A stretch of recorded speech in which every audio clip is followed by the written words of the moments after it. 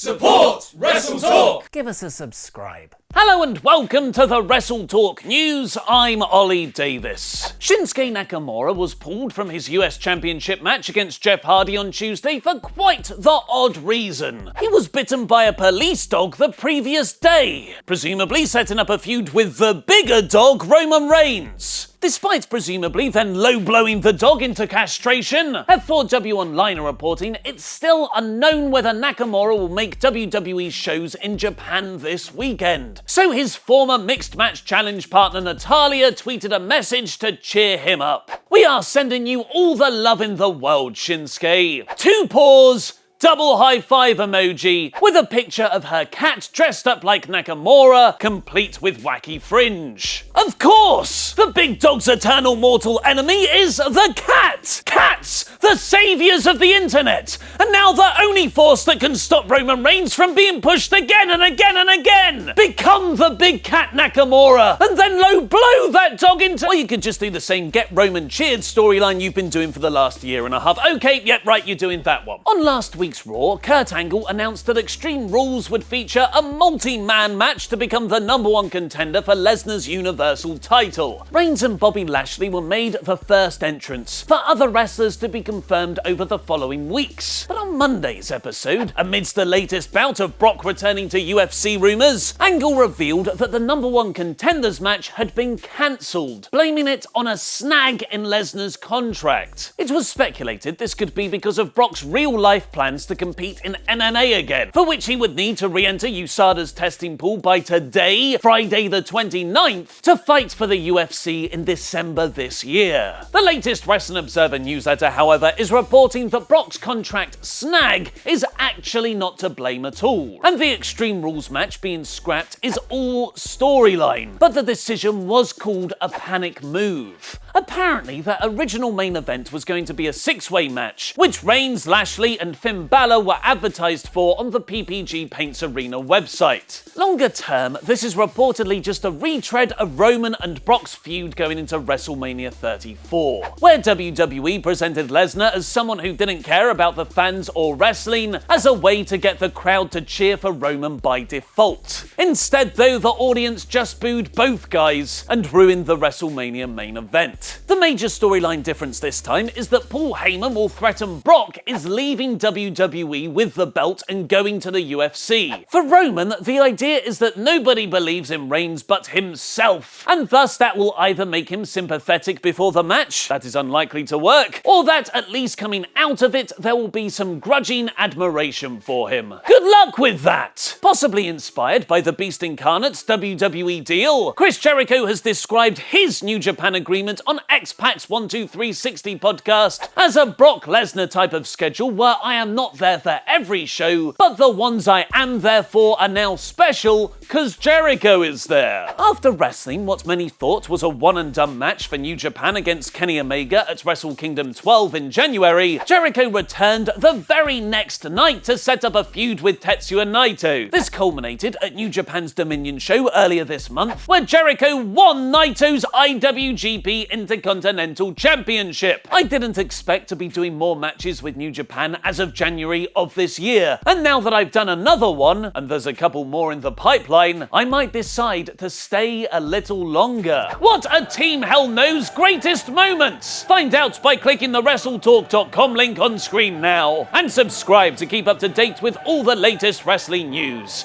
I've been Ollie Davis, and that was wrestling.